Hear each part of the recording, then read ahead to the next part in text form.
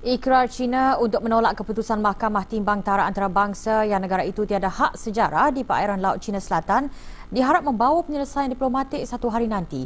Di waktu yang sama, China memberi amaran mengenai keselamatan di rantau yang dipertikaikan. Mahkamah Tetap Timbang Tara di The Hague mengumumkan keputusannya dengan berkata tiada asas undang-undang bagi China untuk menuntut hak sejarah kepada sumber-sumber di Laut China Selatan tertumpu kepada pertikaian wilayah oleh beberapa buah negara. China yang memulaukan perbicaraan di mahkamah berkata mereka akan menolak keputusan mahkamah itu dan pasukan tentera akan mempertahankan kedaulatan negara dan kepentingan maritim. For the Philippines. Has no legal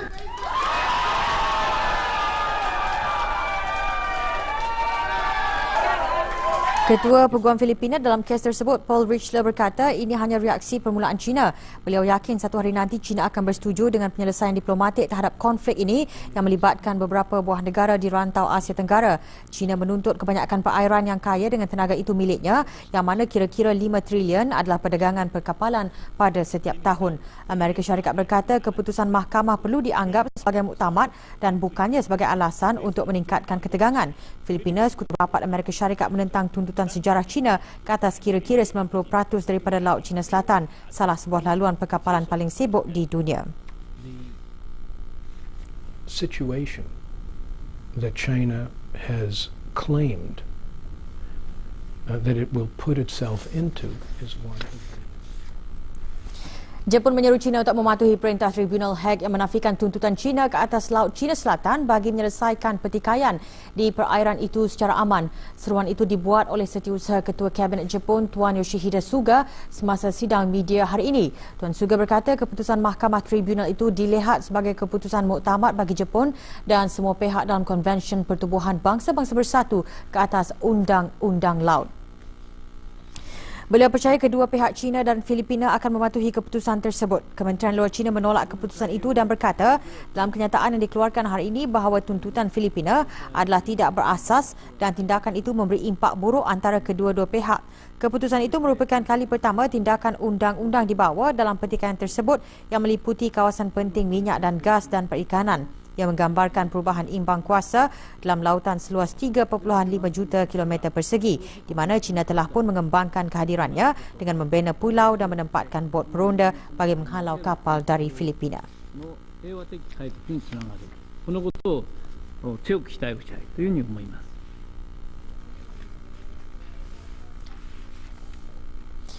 Dalam perkembangan yang sama, Duta China ke Amerika Syarikat berkata perintah Mahkamah Tribunal Antarabangsa yang menafikan tuntutan China ke atas Laut China Selatan akan memburukkan lagi konflik.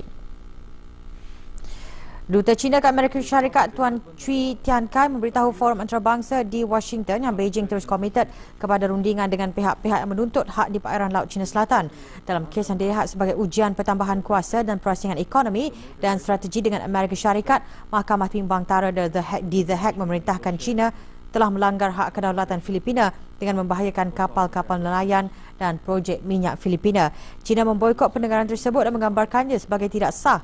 Pakar Perundangan dan Dasar Asia berkata China dalam berisiko melanggar undang-undang antarabangsa jika ia terus ingkar dan tidak mengendahkan perintah. Sementara itu, Amerika Syarikat yang dituduh China menambah ketegangan dan pertambahan tentera di rantau itu berkata perintah tersebut perlu diiktiraf sebagai muktamad.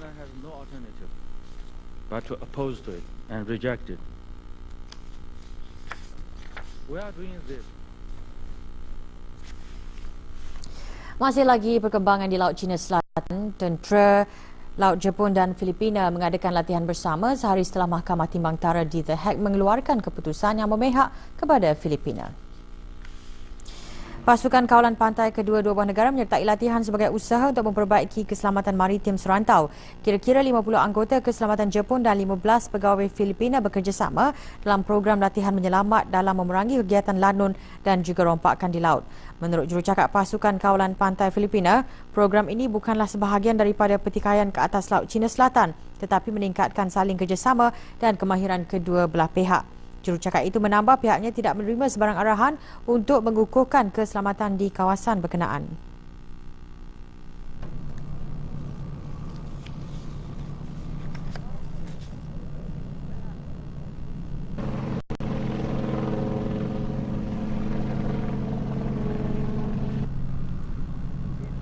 Susulan keputusan Mahkamah Tetap Timbang Tara, Presiden Rodrigo Duterte mengadakan mesyuarat Kabinet namun tidak mengeluarkan kenyataan. Keputusan terhad adalah signifikan memandangkan ini adalah kali pertama persaingan undang-undang dibahaskan.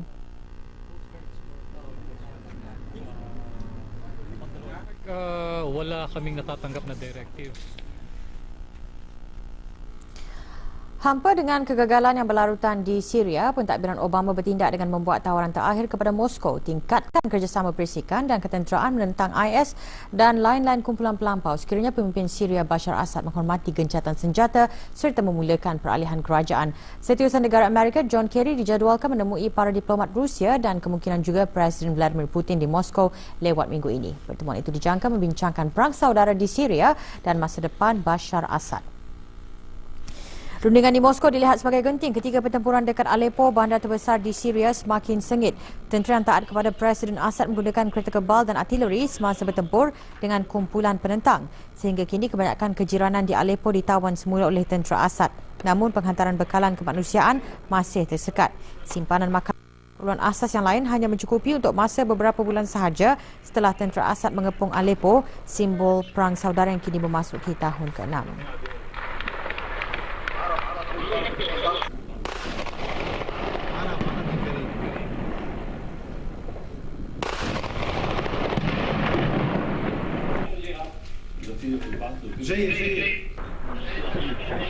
Tentera Syria yang disokong oleh sekutu-sekutunya termasuk kumpulan Hezbollah Lebanon dan tentera udara Rusia maras tapak demi tapak untuk menawan semula Aleppo. Sebagai tindak balas, kumpulan penentang mengebom bertubi-tubi beberapa kawasan milik kerajaan yang mempunyai penduduk kurang dari 1 juta orang.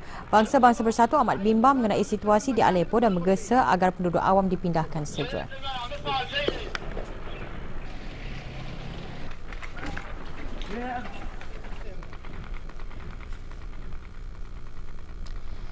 Di Iraq, serangan nekat ke atas pos pemeriksaan polis di Baghdad membunuh sekurang-kurangnya 8 orang. Mereka yang terbunuh ialah 6 orang awam dan 2 anggota polis. 23 yang lain turut cedera. Dalam perkembangan yang berkaitan, Amerika Syarikat dan sekutu-sekutunya melancarkan serangan udara ke atas kedudukan IS di Iraq. Jabatan Pertahanan Amerika Syarikat mengeluarkan rakaman video yang menunjukkan serangan udara ke atas sasaran-sasaran pakatan IS di Iraq dan Syria lewat bulan lalu. Video menunjukkan serangan ke atas lori sampah perisai berdekatan Abu Kamal pada 29 Jun. Manakala satu lagi rakaman video menunjukkan serangan udara tentera pakatan yang memusnahkan kenderaan IS di luar bandar Fallujah pada 27 Jun. Kumpulan IS kehilangan kawasan sebesar 1/4 daripada wilayahnya yang dikuasai dalam tempoh 18 bulan lalu di Iraq dan Syria.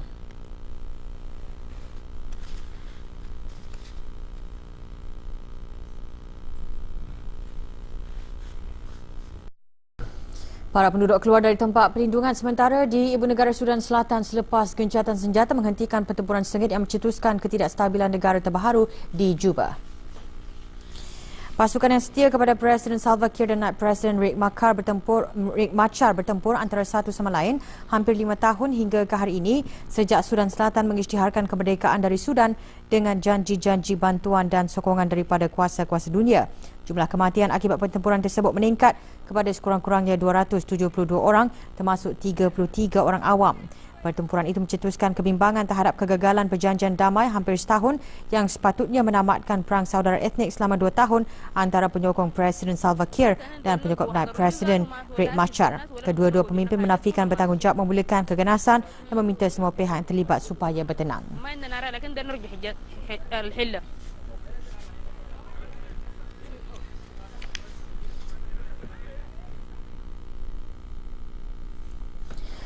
Teruskan bersama kami untuk mengikuti lebih banyak berita antarabangsa dalam berita dunia selepas ini.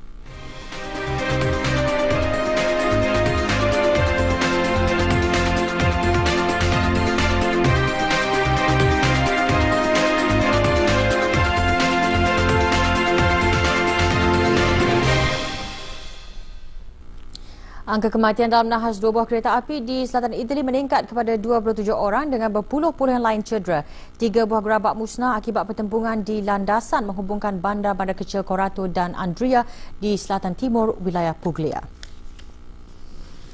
Pasukan penyelamat berkata jumlah korban meningkat kepada 27 orang pada petang kemarin selepas seharian operasi menyelamat dilakukan.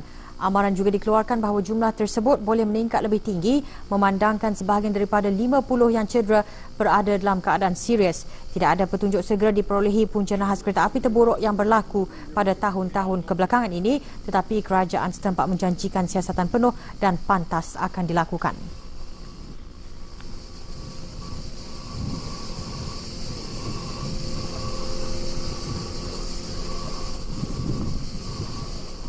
Adalah tidak jelas jumlah penumpang yang menaiki kereta api malang itu semasa pertembungan. Media Itali melaporkan kerja-kerja menyelamat akan terus dilaksanakan walaupun peluang mencari mangsa yang terselamat adalah tipis. Bencana terakhir di Itali adalah pada tahun 2009 apabila sebuah kereta api tergelincir di Via Reggio dengan lebih daripada 30 orang yang tinggal berhampiran landasan maut dalam kebakaran yang tercetus.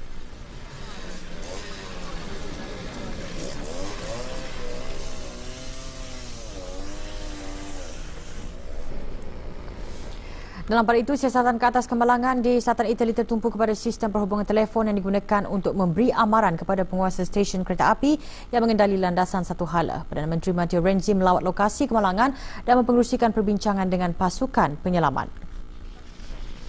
Kemalangan berlaku pada kira-kira pukul 11.30 pagi waktu setempat semasa musim panas.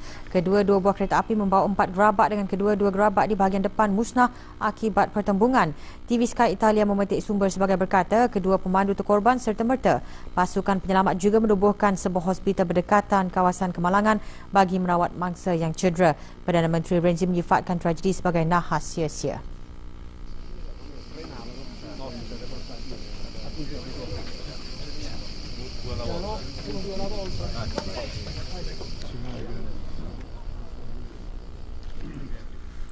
Perdana Menteri Kanada Justin Trudeau dan anaknya Xavier James mengadakan lawatan ke sebuah pangkalan tentera di Ukraine serta memerhati latihan ketenteraan yang disertai oleh askar-askar negaranya. Perdana Menteri Trudeau yang berada di akhir lawatan rasmi ke Ukraine terbang ke Lviv dan memandu ke pangkalan tentera berhampiran di Yavoriv berdekatan sepadan Poland. Anggaran 200 askar dan jurulatih tentera Kanada ditempatkan di pangkalan Yavoriv sejak musim luruh lalu bersama dengan rakan-rakan sejawatan mereka dari Amerika Syarikat dan negara-negara NATO lain.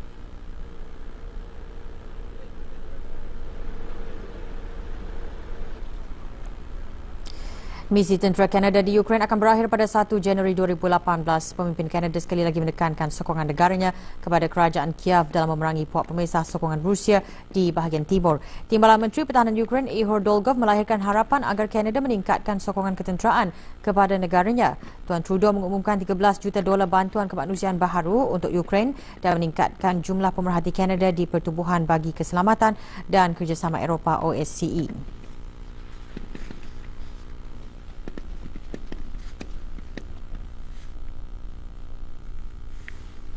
Menteri Kesihatan Brazil berkata peluang untuk dijangkiti oleh virus Zika semasa Sukan Olimpik di Rio bulan depan adalah kurang daripada 1 dalam 500,000, menjadikannya satu jaminan keselamatan bagi para pengunjung. Ricardo Barros menjelaskan Rio de Janeiro bukanlah pusat penularan Zika. Tambahnya, Pertubuhan Kesihatan Sedunia WHO juga membuatkan orang ramai memberikan kerjasama dengan jawatan kuasa Olimpik setempat dalam mengambil langkah-langkah pencegahan dan menjadikan tempoh Sukan Olimpik di Brazil adalah selamat.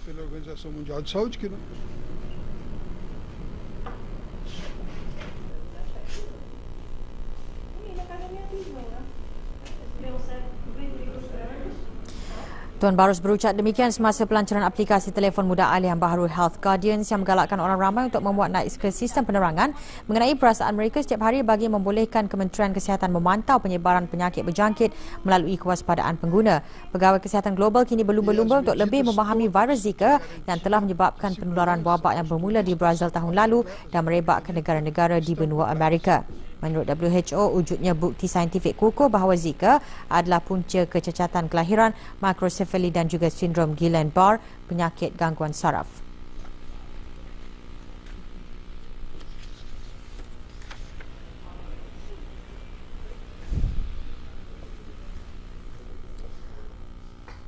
Hujan lebat selama beberapa jam di Poland menyebabkan jalan raya dan stesen metro di Warsaw ditenggelami banjir. Jadual perjalanan kereta api terjejas teruk ketika orang ramai hendak pergi ke tempat kerja dengan kereta atau pengangkutan awam.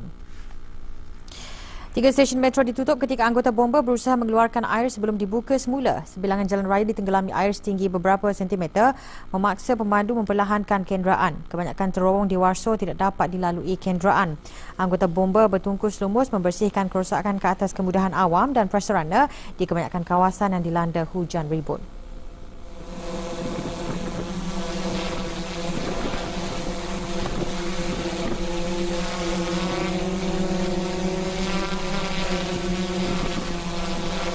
Menurut seorang jurucakap pasukan bomba, 3 orang anggota cedera ringan semasa mereka cuba memindahkan pokok yang tumbang.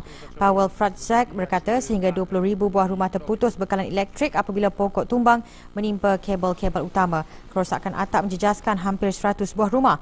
Poland ketika ini dilanda musim hujan lebat yang diburukkan lagi dengan angin kencang.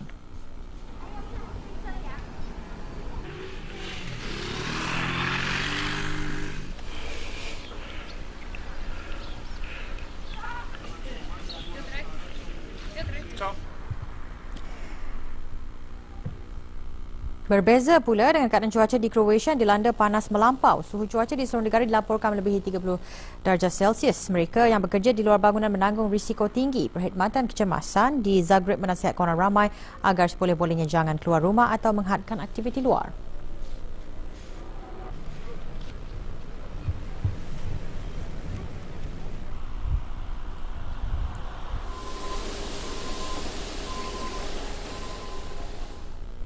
Kebakaran sebuah lori minyak di Skyway Bridge Tampa Bay yang menyelubungi jalan raya dengan asap berbahaya menyebabkan kesesakan lalu lintas di kedua-dua arah.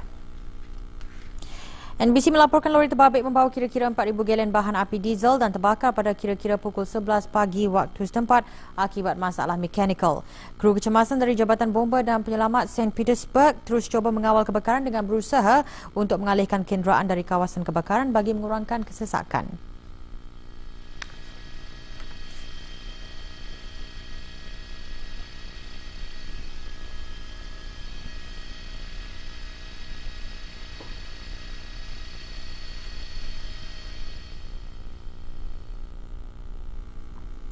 Sementara itu di California, pasukan bomba bekerja keras memadamkan api yang merebak di hutan kawasan luar bandar daerah Calaveras. Menurut laporan media tempatan, kebakaran itu tercetus pada sebelah petang antara pukul 1.50 petang waktu setempat dan pada pukul 8.15 malam, api sudah merebak dan membakar lebih 350 ekar tanah. Pasukan bomba berkata ketika ini kebakaran di kawasan luar bandar itu hanya dapat dipadamkan sekitar 20%.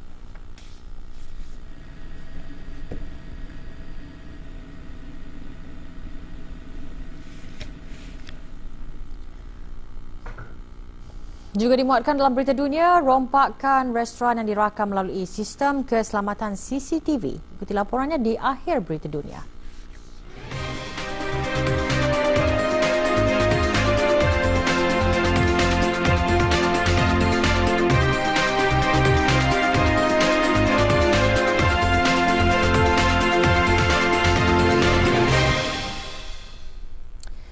Sebuah pesawat satu-satunya menggunakan tenaga dari matahari telah pun mendarat di Kahirah hari ini. Pesawat dinamakan Solar Impulse 2 berlepas dari selatan Sepanyol pada hari Isnin dalam penerbangan pertama mengelilingi dunia tanpa minyak.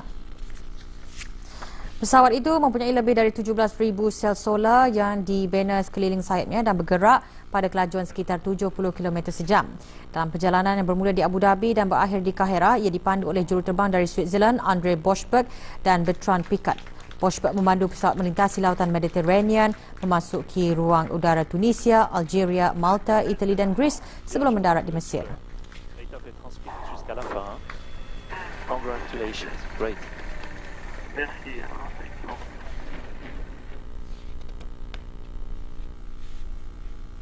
Pesawat pejuang baharu F-35 menjadi tarikan utama para pengunjung semasa pertunjukan udara Farnborough pada tahun ini. 2 tahun selepas ia sepatutnya membuat kemunculan sulung, akhirnya F-35 muncul di pertunjukan udara Farnborough seolah-olah ia sesuatu yang bernilai untuk dinantikan. F-35 merupakan salah sebuah daripada pesawat yang paling kuat yang pernah dihasilkan dan salah sebuah yang paling maju dari segi teknologi. Ia juga sangat mahal, berharga lebih $100 juta. Jet F-35 merupakan program senjata paling mahal Pentagon.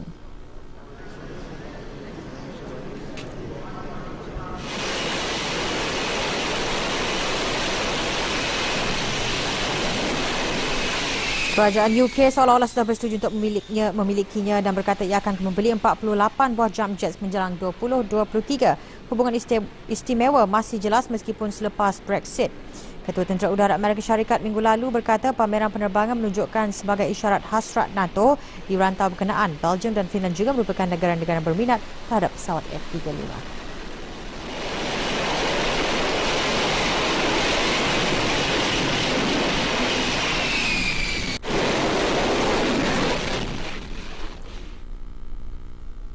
Seorang pengembara Rusia, Fedor Konyukov, memperlihatkan perkembangan yang baik dalam usaha untuk menjadi orang pertama penerbangan solo tanpa henti mengelilingi dunia. Konyukov mengelilingi dunia secara solo dengan belon udara panas menerbangkan jet berjentera satu dari Western Australia pada hari Isnin. Konyukov membuat persiapan penerbangan pertamanya berdepan dengan pelbagai cabaran hampir setahun. Manakala penerbangan pertama selama 13 hari dengan ketinggian penerbangan 13,230 meter dan kelajuan 647 km sejam dikendalikan oleh Steve Fawcett, seorang pengembara Amerika Syarikat pada tahun 2002.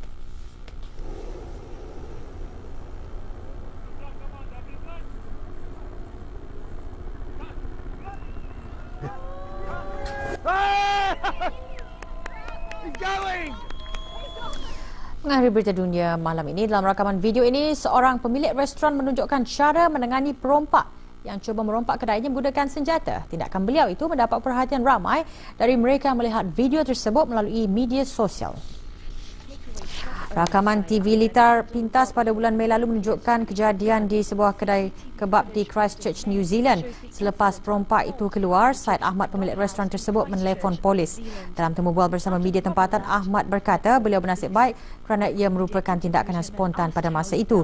Video itu mula disebarkan secara meluas dalam laman Facebook Polis Christchurch bagi membantu mengenali perompak tersebut.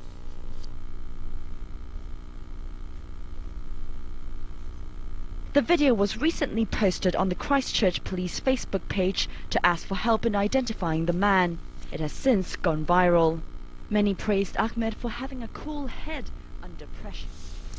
Dan sebelum berpisah, kita renungkan petikan maksud hadis baginda Rasulullah SAW yang diriwayatkan oleh Ibnu Jarud. Siapa yang memberi contoh teladan, maka dia akan mendapat pahala dan pahala orang-orang yang meniru perbuatannya hingga hari kiamat. Ini itu sekian berita. Assalamualaikum warahmatullahi wabarakatuh.